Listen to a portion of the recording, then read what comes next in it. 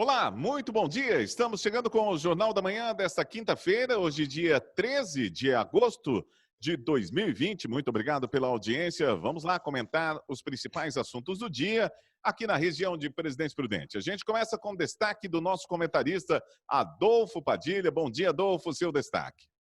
Bom dia, Eudes, bom dia, Dilson, bom dia a todos os ouvintes da Jovem Pan. Agradecer a audiência, né? Muita gente conversando com a gente na rua, pelo menos para a gente, parabeniza, né? Mas aqueles que não estão gostando também continuam assistindo, que a audiência é boa. Parabenizar o secretário de Saúde, todos os seus funcionários daqui de Presidente Prudente, juntamente com o Rotary, né? Com o clube de Rotaries que conseguiu os kits, estão fazendo teste nas 15 instituições que têm idosos que ficam longos períodos nessas instituições. Só ali no Lar São Filomena foram 128 pessoas testadas e contam com o apoio do pessoal da enfermagem da UNOeste, dos alunos e professores. Isso é muito legal, são as instituições ajudando o setor público, né? Isso é muito importante. E vou deixar aqui para as pessoas começarem a pesquisar na internet. Está surgindo um movimento chamado Médicos pela Verdade, onde estão tomando a coragem de afirmar que, mesmo sem comprovação científica, que o kit da cloroquina, sim, salvou muita gente da morte pelo Covid. E denunciam que existe uma politicagem, não só a nível de Brasil, mas a nível de mundo, para que o remédio que custa muito barato, e um dos médicos dá um exemplo que no estado dele, que foram milhões e milhões, bastaria 1,5 milhão para um kit para cada residência. Que legal, né? Vamos ver isso aí. Porque temos, sim, muitos médicos. Nós temos um grupo de WhatsApp, tem muito médico que fala, aqui nós estamos usando. E não dá para dizer que não deu resultado. Não dá para dizer que não funcionava. Então é interessante isso. É um movimento chamado Médicos pela Verdade. Vamos aguardar aí. Muito bem, vamos lá então para o destaque do Adilson Brevileri. Bom dia, seu destaque para hoje, Adilson. Bom dia, Eudes, bom dia, Padilha, ouvintes, telespectadores da Jovem Pan. Olha, o meu destaque vai hoje para a coragem destemida do governador do estado do Paraná, o Ratinho Júnior, que o Paraná assinou ontem um acordo para a produção de vacina da Rússia contra a Covid-19 e uma força-tarefa no estado já foi montada e vai ficar responsável aí para poder elaborar um protocolo para balizar o intercâmbio das informações entre as autoridades da Rússia que estão tratando dessa vacina. Está tão polêmica aí a aceitação dela, mas o governo do Paraná formalizou ontem esse acordo para a produção e a distribuição aqui no Brasil da vacina Sputnik V, que é a vacina da Rússia contra a Covid-19. Agora é o seguinte, a Rússia é uma grande potência mundial, é um país enorme, estrondoso. Fizeram lá a Copa do Mundo de futebol, a gente pôde ter um conhecimento maior e amplo de um país maravilhoso, desenvolvido, e a Rússia está dando um aval para essa vacina, está atestando, está dando a seriedade de toda uma nação em cima de uma vacina dessa. Você acha que um país com toda essa seriedade, uma potência mundial, arriscaria o seu nome, toda a sua fama, toda a sua história para testar uma vacina que não teria eficácia? Primeiro ponto, eu acho que 85% já é pelo aval da Rússia e os 15% que todo mundo tem a esperança que a vacina realmente possa ser eficaz e tirar o mundo dessa pandemia. Ok. A cidade de Presidente Prudente caminha para os 3.000 casos de coronavírus desde o início da pandemia. Ontem, quarta-feira, a Vigilância Epidemiológica Municipal confirmou mais 132 pessoas infectadas pelo vírus. Com os novos números, a capital do Oeste Paulista contabiliza 2.566 confirmações da doença. O órgão frisa que 1.116 pessoas seguem aguardando resultados, o que deve aumentar o total nos próximos dias. Vamos lá para o comentário do Adolfo Padilha. Olha, Eudes, chega a ser uma coisa que a gente tem que avaliar, né? Ao mesmo tempo que nós temos um aumento, e talvez esse aumento está sendo identificado até pelo número de testes que aumentou, a gente já tem uma liberação de fluxo de pessoas. Mas a gente sempre vai ressaltar aqui, como eu fiz um destaque a isso de alguns médicos que estão denunciando a crítica que fazem ao uso da cloroquina, já que não tem nada comprovado de qualquer outro tipo de medicamento, e existem teses de que onde se usou, coincidentemente, teve um fluxo menor de mortes ou pessoas se curaram em 3, 4 dias, a gente começa a avaliar o seguinte, que tudo foi um chute. Tudo foi um chute. Tudo foi em nome das ciências, mas chutando. Porque hoje a gente tem uma tendência de aumento em números de casos, em alguns lugares em números de morte, e por outro lado, as atitudes administrativas são de reabertura, são de reabrir, são de tomar os devidos cuidados, mas reabrir comércio, reabrir a atividade normal das pessoas. Então, a única coisa que a gente deve alertar como comunicador aqui com responsabilidade é que as pessoas devem se cuidar, que as pessoas devem manter os seus cuidados, que é a única certeza que a gente tem, que o álcool gel, por enquanto, que a máscara tem que ser usada, evitar aglomeração, porque o resto a gente sempre está na mão de um lado que fala alguma coisa, de um lado que fala outra coisa, e a gente fica boiando nisso tudo, né? Olha só, o governo do estado de São Paulo anunciou ontem, quarta-feira, a reabertura gradual do Poupa Tempo. Você que estava esperando, pois é, vai reabrir o Poupa Tempo no Oeste Paulista. A unidade de Presidente Prudente vai retomar as atividades a partir do dia 10 de setembro. Adilson Brevileri. Os nossos ouvintes devem ter ficado bastante contentes com essa notícia, mesmo que ainda a gente vá pelo programa do governo do estado de São Paulo passar a funcionar a partir do dia 10 de setembro. A reabertura das unidades aqui do Poupa Tempo, por exemplo, em Presidente Prudente, vai ajudar em vários setores, principalmente o cidadão que precisa atualizar documentos, que precisa fazer transferência de veículos, enfim, são centenas aí de documentos que são viabilizados, de situações que são viabilizadas pelo Poupa Tempo, e sem dúvida a pandemia trouxe esse impacto e a população vem sofrendo muito com a falta desse importante organismo na nossa sociedade. Agora esperamos que ele volte, poderia voltar até antes do dia 10 de setembro, no nosso caso aqui, como já em outras unidades que já vão começar a voltar a partir do dia 18 de agosto. Mas, mesmo assim, é uma notícia muito importante para todos nós aqui de Presidente Prudente e também das cidades da região que dependem aqui do nosso Poupa Tempo. Ok. A Secretaria da Fazenda e Planejamento deflagrou ontem, quarta-feira, uma mega operação de olho na bomba. Esse é o nome da operação, que fiscaliza postos de combustíveis em todo o estado de São Paulo. Na região, foram 8 alvos nas cidades de Álvares Machado, Caiabu, Dracena, Inúbia Paulista, João Ramalho, Panorama e Presidente Prudente. Vamos lá para o comentário do Adolfo Padilha. Esse é sempre um problema muito sério, né?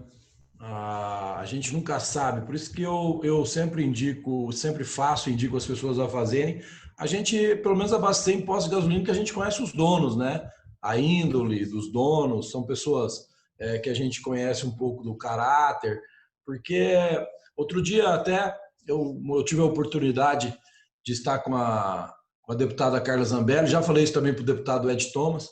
Por que não criar uma lei, por exemplo, que obrigue os postos, em vez daquela mangueira preta, não pôr uma mangueira transparente?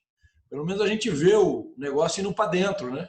Porque a mangueira preta, a máquina começa a ligar, o reloginho começa a rodar, e pode ser que nem aquela história da água, né? Só vento. E ali passa ali 5 a 7 segundos de vento, você põe aí 1000 carros, 5, 7 segundos de vento, os caras vão ganhar uma puta grana, né?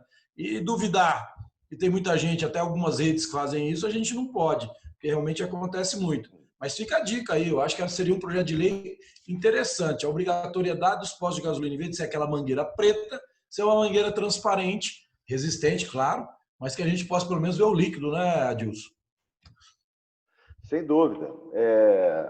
Na verdade, também é uma preocupação aí da Secretaria de Fazenda, porque muitos postos declararam uma quantidade de venda e acabaram tendo um faturamento bem maior do que foi declarado, do que foi registrado pela bomba. O que despertou também aí a curiosidade da Secretaria, porque se vendeu tanto e na bomba não passou tanto, aí inventaram agora uma placa eletrônica que ela passa um número maior do que a quantidade de combustíveis que passou pela mangueira, né, que entrou dentro do veículo exatamente. E uma outra circunstância também é a questão de que nós estamos aqui na região onde só Presidente Prudente tem uma quantidade enorme de usinas sucroalcooleiras, né? E houve até um projeto para que deixássemos de sair daqui, da nossa região, da nossa usina aqui, e ir até Campinas, até Paulínia, para depois retornar. Quer dizer, é um trabalho extremamente equivocado, né? Você sair com o produto daqui, levar para trazer de volta para vender aqui mesmo. Quer dizer, é uma oneração, né?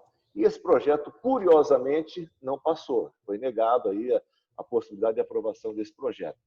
Então, muitos postos, com essa questão da pandemia, que também tiveram dificuldade, o movimento caiu drasticamente, porque as pessoas não estavam mais se movimentando, muitos postos acabaram comprando, sem dúvida, né, que é uma outra também suspeita da Secretaria da Fazenda, que esses postos acabaram comprando e adquirindo álcool diretamente de usinas aqui, produtoras, sem que fosse feito esse trajeto, que aí torna o combustível mais barato. Então, muitos postos também ficaram sob suspeita, porque o álcool estava sendo vendido via Petrolina, que é o órgão da Petrobras, ela estava sendo vendida por um valor e o posto está vendendo mais barato do que isso. Então, aí, notadamente, descaradamente, já denunciava os postos que estavam comprando combustível diretamente. Então, esse também é um outro atributo que levou a essa grande mega operação na região aqui de Presidente Prudente.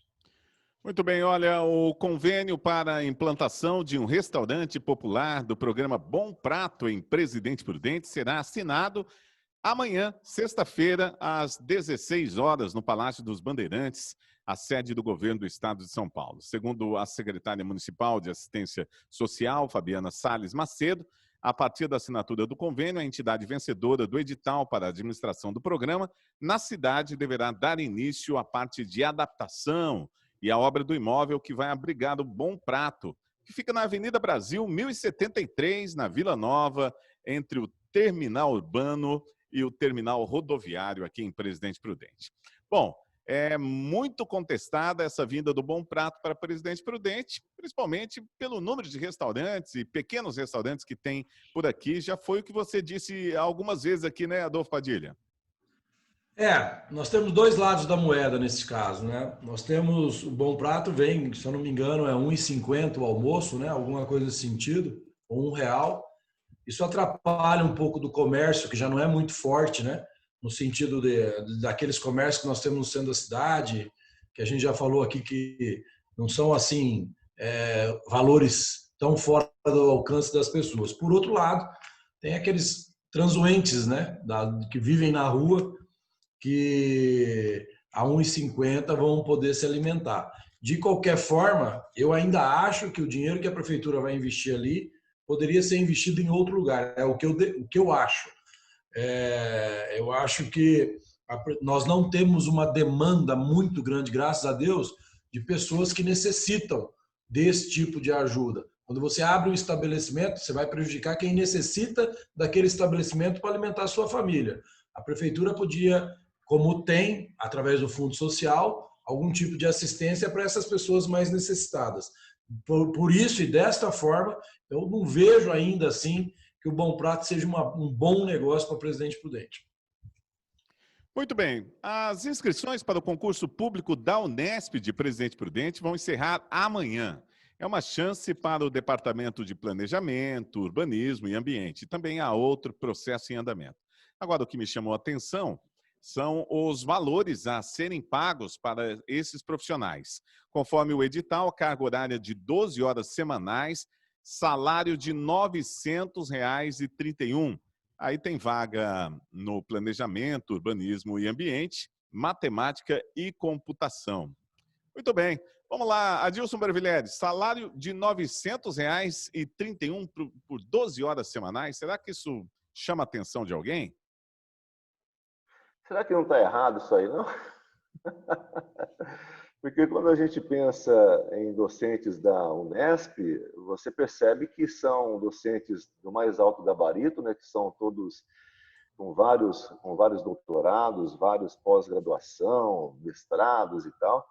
Então, são pessoas de grande capacidade para poder ensinar, e o que também, de uma certa forma, atesta a qualidade do ensino na Unesp. Na Unesp, sem dúvida, é uma instituição do maior respeito, é uma das referências do nosso estado para o Brasil inteiro, porque você encontra ali pesquisadores, cientistas, estudiosos, pessoas que realmente difundem o conhecimento, né? E também transmite o conhecimento para milhares de alunos, não só no nosso campus aqui em Presidente Prudente, mas também em várias outras cidades onde tem um campus da Unesp. Agora, a gente percebe também que os professores, os docentes da Unesp, eles têm um nível de vida que condiz com todo o investimento em conhecimento que eles fazem. E esse edital aí, talvez por 12 horas semanais, por R$ 900 mensais, é um valor que não condiz com a realidade que a gente percebe aí da Unesp, né? Não sei não se deve ter sido uma publicação equivocada ou errada, alguma coisa aí, principalmente nas áreas de que se trata esse edital, né? São 3 vagas para matemática e computação e também para o planejamento, urbanismo e ambiente, que são áreas também que requerem aí pessoas capacitadas para poder ministrar aulas junto à Unesp. Ok, vamos lá. O Bolsonaro, presidente do Brasil, reuniu políticos e ministros para dizer que o governo vai respeitar o teto de gastos. O ministro Paulo Guedes afirmou que furar o teto aproxima presidente do impeachment. Após a reunião, Bolsonaro e presidentes da Câmara e Senado defenderam a preservação do teto. Vamos lá para o comentário do Adolfo Padilha. É uma ação política que foi até interessante ontem, né? De uma certa forma, demonstra para algumas pessoas que acusavam o Bolsonaro de não ter habilidade política, que ele vem demonstrando habilidade política. Apesar que alguns críticos ou seguidores do berrante virtual que só conseguem enxergar defeito e nunca conseguem enxergar resultado, conseguem colocar Bolsonaro igual aos outros, está negociando com o Centrão, mas ele não tem com quem negociar, gente. Em Brasília é disso para pior. Não tem como, não tem para onde ele correr. E agora esse respeito ao teto, claro, existe uma pressão para que ele cometa um erro. E que se cometer um erro, para que ele sofra um impeachment. Pensando nisso, a equipe econômica saiu à frente, o Paulo Guedes, com uma habilidade incrível, para que se fosse feito um movimento nesse sentido e tornar público. Nós estamos em estado de guerra, que foi decretado, e com isso o governo federal conseguiu liberar verbas acima do orçamento. Esse estado de guerra vai até dezembro, se eu não me engano. O ano que vem, nós temos que regular o orçamento. É uma atitude que chega a ser de juízo, de responsabilidade. Nós temos que enquadrar o orçamento. Não pode existir um regulamento sobre não passar do teto de gastos do orçamento da União. E que isso tem que ser respeitado pelos 3 poderes, tanto pelo Legislativo, pelo Judiciário e principalmente pelo Executivo. Mas é difícil a gente confiar na postura do Rodrigo Maia e do Alcolumbre. O Rodrigo Maia, ele faz um discurso para a plateia e nos bastidores do poder que ele tem como presidente da Câmara, que são absurdos, ele age totalmente diferente daquilo que ele fala. Vou dar um exemplo para vocês.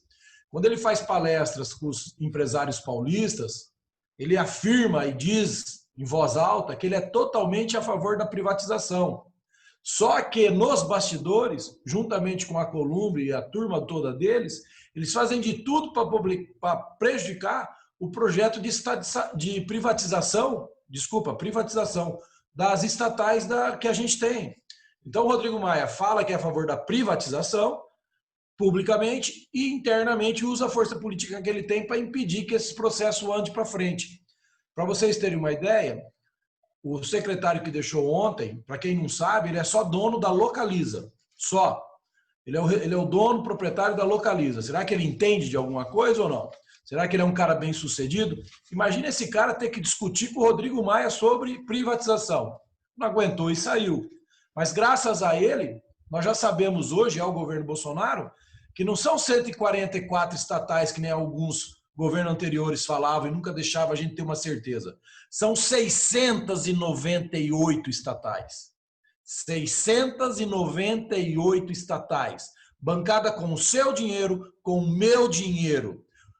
Eficiência, 99% não serve para nada, a não ser dar cargo público, apadrinhamento político, para que mantenha o poder desses políticos que têm a força de indicação. É contra tudo isso que o governo Bolsonaro está lutando. É contra tudo isso que o governo Bolsonaro está tentando romper. Como? Na força ele não vai conseguir. O sistema, o establishment não vai permitir. Ele tem que ir assoprando e mordendo, é o jogo que ele faz hoje, mostrando até a habilidade política.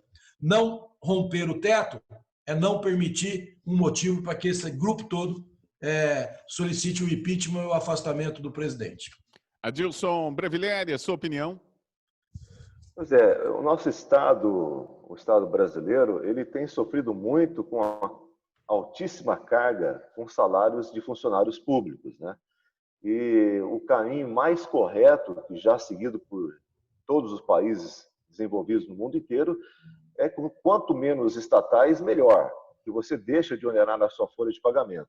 Então, a privatização de estatais, comprovadamente, é o melhor caminho para que o país possa avançar. E a reforma administrativa é essencial para que isso ocorra. Agora, há um movimento também contrário, que o Maia fala uma coisa pela frente e pratica outra por trás, porque é justamente isso que o Padilha disse. Onde é que eles vão colocar os cupinchas? Onde é que nós vamos colocar os nossos protegidos? Onde é que eu vou poder tirar um dinheiro para poder fazer uma campanha? Acabou isso. Eles não acordaram para a vida. E o nosso presidente, o Bolsonaro, com toda a sua equipe, vinha batendo em aço, né? Porque eles não abriam uma brecha, e sempre procurando alternativa para poder prejudicar ou achar uma forma para poder encaixar um impeachment em cima do Bolsonaro. Extremamente esperta essa atitude do Guedes em poder promover isso e ficar, mediante a nossa opinião pública, para que o povo brasileiro saiba que, na verdade, ele, de uma certa forma, enfraqueceu um pouco aí a força do Alcolumbre e também a força do Maia, que devem ter ficado meio nervosos ontem com essa reunião. É mais uma forma, mais um caminho fechado que eles tinham ou pretendiam trilhar para poder, de uma certa forma, achar um impeachment aí para o presidente. Ok, vamos lá para uma última notícia. Olha só, o Ministério Público Federal recorreu de uma decisão da Justiça Federal de São Paulo que suspendeu no dia 30 de julho o andamento do processo em que o senador e ex-governador José Serra e a filha dele, Verônica Alendre Serra, são réus por lavagem de dinheiro. O juiz federal Diego Paes Moreira mandou paralisar a investigação em cumprimento a uma decisão do presidente do Supremo Tribunal Federal, Dias Toffoli. Vamos lá para o comentário do Adolfo Padilha. Não dá para entender, né? A gente não consegue entender a troco do que se encerra uma investigação. Nessa solicitação, o que acontece? Existe um entendimento que a investigação em andamento, sim, ela pode ser acatada, mas que ele já é réu em outra investigação onde ele é acusado de pegar quase 5 milhões da Odebrecht quando ele era governador. Então, é isso que o Ministério Público Federal está tentando deixar claro o entendimento. Mas seja a outra, seja essa, a troco do quê? O Dias Toffoli, você que nos ouve, você que acompanha o noticiário político, a troco do quê? O Dias Toffoli pede para encerrar a investigação de alguém que tem fortes indícios de que usou o dinheiro público para benefício próprio. Esse Brasil precisa mudar, né? A gente precisava ver uma corte, um STF atuando em favor e em benefício do Brasil, não em favor e benefício do grupo, não em favor e benefício dos padrinhos políticos. Nós temos muita coisa para mudar nesse país. Nós temos procedimentos que precisam ser mudados nesse país. Membros do STF que são escolhidos por conchavos políticos, que não são exigido deles um concurso público como juiz, como magistrado. Nós temos uma categoria de magistrados nesse país que nós temos orgulho de falar. Tem os que não valem nada, mas a grande maioria vale muito, né? Que poderia ser membro do STF através de uma lista tríplice. O presidente escolhe, mas o conselho dos juízes indica 3 nomes lá, entendeu? Mas não, fica essa politicagem. Nós temos um sistema onde um presidente da Câmara é eleito com 70 mil votos e trava toda uma pauta de um Congresso Nacional que tem 500 e poucos deputados que foram eleitos por uma população inteira de todos os estados brasileiros para defender os nossos interesses, e ele trava sozinho a pauta e não deixa que as coisas aconteçam. Então, o Brasil precisa mudar, e as pessoas têm que prestar atenção que o Brasil vai mudar a partir da eleição municipal. quando você se omite de votar, quando você se omite de participar. Porque a gente só vai começar a mudar esse país quando a gente começar a mudar através já dos vereadores que a gente escolhe, do prefeito da sua cidade que você escolhe. Senão esse país não vai mudar. Senão nós vamos viver fazendo manifestação. Aqui, no caso, o presidente Prudente ali no Parque do Povo, carreata, lá no Rio, na Copacabana, por Cruzinha, na Avenida da Paulista, e não vai mudar nada. Então, a participação política de todo mundo é obrigação moral, cívica. Pense nos teus filhos, pense nos teus netos, pense no seu futuro, você que é jovem. É mudando pelos vereadores, é mudando pelo prefeito da tua cidade. Começa a observar com quem ele anda, com quem ele está compondo, quem é o grupo dele, o que vai acontecer, quem pode ser um futuro secretário dele em determinada área que você tenha interesse. Isso pode fazer você mudar seu voto. Então, só a participação, porque eu dizia, Adilson, eu estou com 52 anos, a gente tem ainda muita fé que esse país vai mudar. E a gente vê uma ponta de esperança com esse governo que a gente vê lutando, lutando, lutando, e ao mesmo tempo a gente vê todos os dias, a todo momento, um sistema inteiro batendo, batendo, batendo. Eu sempre digo o seguinte, vamos torcer para ele aguentar, e vamos torcer para que em 2022 isso se mantenha, seja com ele ou com alguém do perfil dele, porque senão nós vamos perder de novo para o sistema. Adilson Brevileri, a sua opinião? Olha, o Ministério Público Federal está embasado na época que ele era governador. Então, é esse caminho que eles estão tentando seguir, que não atinge a imunidade parlamentar pelo Senado. Mas uma coisa é certa, né, Padilha? 4,5 milhões entre 2006 e 2007 e cerca de 23 milhões em 2009 e 2010, que o Serra fez uma liberação de créditos com a Dersa, com a estatal paulista, que foi extinta no ano passado. Quer dizer, é muito dinheiro. Agora, essa atitude do Dias Toffoli, existe uma curva no meio do caminho, né? Nessa curva tem alguma coisa que pode, de uma certa forma, também atingir muito mais pessoas, não só o Serra, mas também muito mais pessoas que possam até diretamente estar ligadas ao Dias Toffoli. A gente vai encerrando o nosso programa de hoje. Adolfo Padilha, Adilson Brevileri, muito obrigado pela participação de vocês. Amanhã nós voltamos a partir das 11h30 da manhã aqui na Jovem Pan. Grande abraço, valeu e até amanhã. É isso aí. Continue com a gente, daqui a pouco tem o programa Pânico aqui na Jovem Pan. Não perca, hein? É já já, programa Pânico por aqui.